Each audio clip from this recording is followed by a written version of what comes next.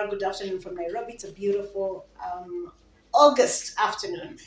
And today I have with me the pleasure of the chair of the Capital Markets Authority, Ugas Mohammed here, as well as the CEO of the CMA, Wycliffe Shamia. And we're going to have a very quick chat about what is the Capital Markets Authority and what does that mean for you, diasporians who are looking to invest.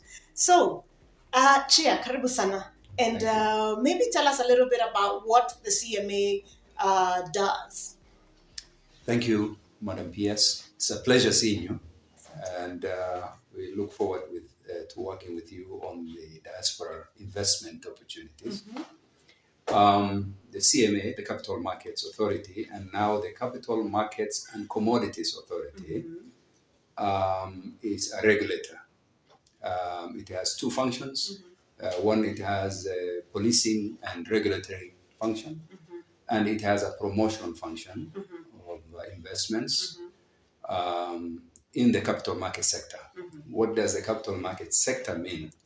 Is basically long-term investments require long-term financing away from banks. So anything that you want to finance through mechanisms, structures outside of the banking system is called the capital markets. Yeah.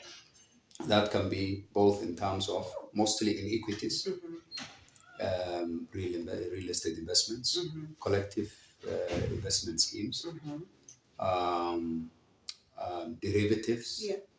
There are many terminologies around this thing. Yes.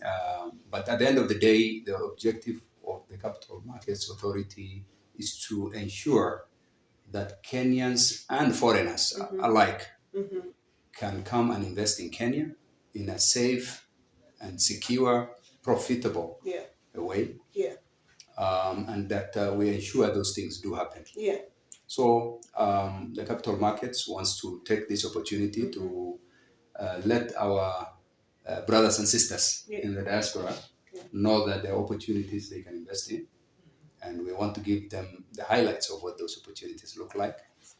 And, we've come through a tough time, but we're on the rebound. Very good. The future is good. Very good. So there are opportunities and we want them to participate in it. I know the biggest issue has been trust. Who do you trust with your money? Yeah. And we want to assure them that their investments, if structured properly, that they can easily invest in and that they can be safe and secure and at the same time make their money in the long term and in the short term too. Yeah. And it's as competitive to anything else they have where they are and better. Okay. And they can also do nation building in the process, which is an added bonus. Excellent. So Chair, tell me something. You talked about a twin mandate. Yes. Police and promote. Yes. Carrot and stick. Right. So in what ways does the CMA police and ensure that persons investing, diaspora in particular, who are far from home and who don't have the capacity to do the policing themselves and want to be assured that their investments structured and regulated by the CMA are safe? Could you say a little bit about Absolutely. that? I think the issues regarding investments and ensuring investments are safe has everything to do with how those investments are organized.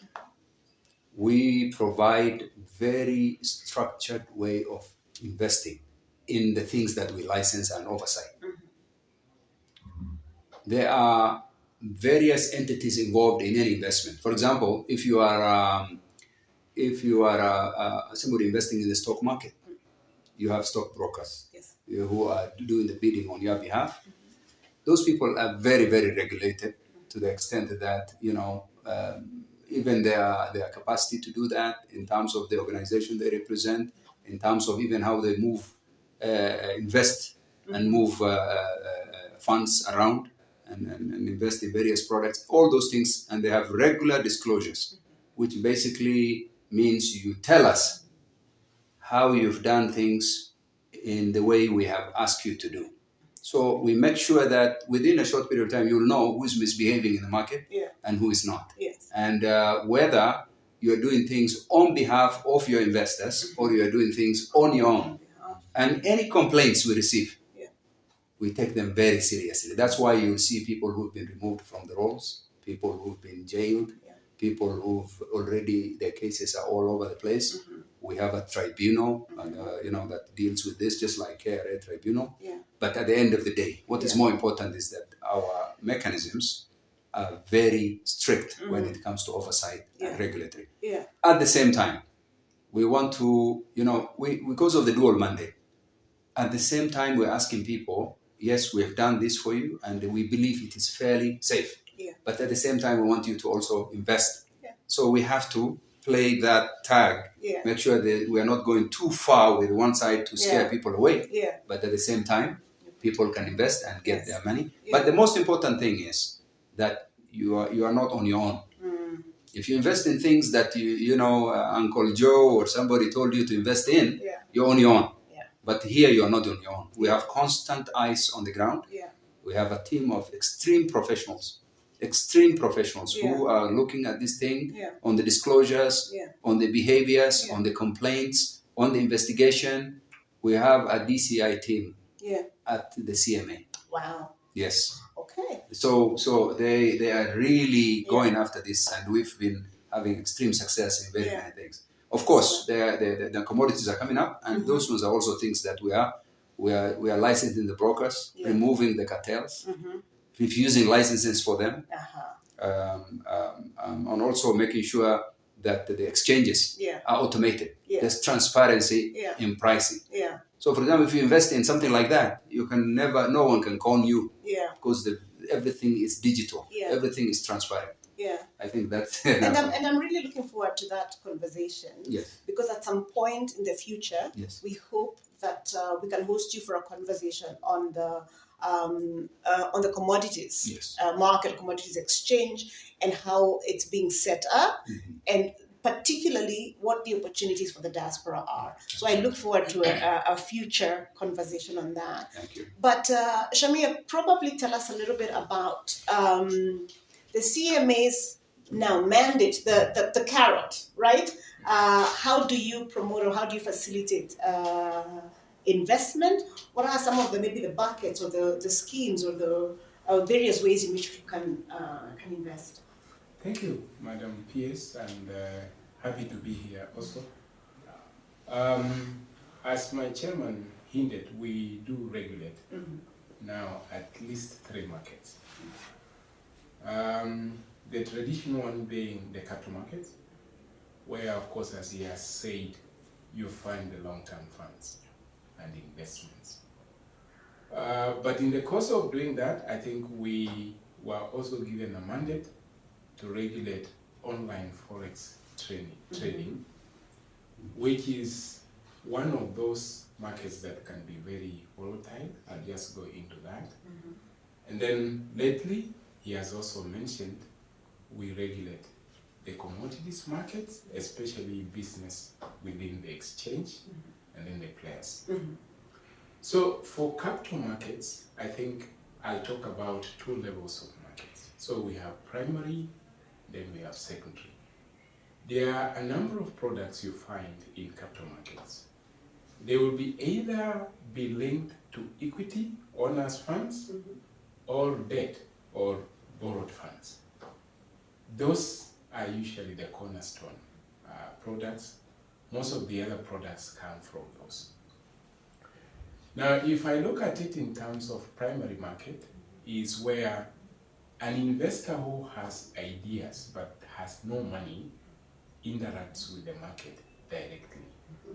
They can issue securities such as shares or bonds to raise certain amounts of money. And usually the advantage in this case is the investor who is receiving funds has access to funds which are long-term. Now, as you come in as an investor, at some point maybe you want to get out. This is now when we speak about secondary markets. So you raise monies in primary. The products you've used to raise the monies are usually listed on, say, a market we call an exchange. and this forms the secondary market. This is now where people who are interested in those securities go in, get, and some sell. And buy and sell. Exactly. So they could be equity linked or debt. Yeah. But in capital markets, there are many other, of course, products. My chairman has just spoken about collective investment schemes. We have people trading in contracts and the derivatives. And of course, as we speak about derivatives, we will be soon be speaking about futures, maybe in the next market, commodities, which I'll be defining. Yeah. So in capital markets, you have shares, you have bonds. Within bonds, you'll find government bonds, corporate bonds. The other instruments which can be very short term, like commercial paper, where you're just raising quick money for working capital if you are a farm. That is capital markets. On online forex, it allows people who carry risk and price risk to sort of like do some kind of gambling. Legit gambling. Hedging. Betting. Hedging. Yes. So It's the word. they compare two assets and of course try to tell where the markets will be going comparing the set. In this one, it's usually the risk is high. Usually we advise those who want to play in it to understand it better. But we have also licensed people who can help the people who are interested play and make money. So one, you have the services of a non-dealing broker who gives you the platform and moves your money within the requirements. But we also have people we call money managers who will also advise you and they can as well invest on your behalf. So online forex, I think this is a new creation. Our regulations came in 2017. We've licensed quite a number of brokers and also a number of money managers. It's normally very popular among the youth because it is what you see and you can win within a very little time. The last market is now commodities. And for now, we are looking at agricultural commodities. Commodities, we start with the spot market where we have the physical products being traded. And in this case, we are saying, because we want to formalize the trading, it will be on an exchange. And as the chairman said, there are many players. We have buyers, we have sellers, we have millers, and others. For the time being, the only commodity which has been declared here as a commodity is coffee.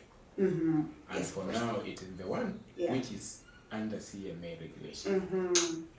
Now, the reason why we are in this is you get the right value, and therefore, encourage those who play in the space to increase their interest. We know farmers at some point, because of what we have done to ourselves, maybe felt some of those crops were not profitable. If they get the right price, they will go into more production. And I think that is the essence of saying we need to develop our own commodities market. Absolutely. Because if you do that, you now have very transparent price discovery mechanism so that we don't have certain part of the chain complaining maybe they are being taken care of or taken advantage of in the case where they're not making money. So in terms of opportunities, of course, you can make capital gains if you involve yourself in some of these markets which have gone through. There is income which we get maybe in form of dividends. Sometimes we get interest, and I guess that is how we build wealth. Absolutely. And that is why we want to address diaspora because they may not be aware of this opportunity.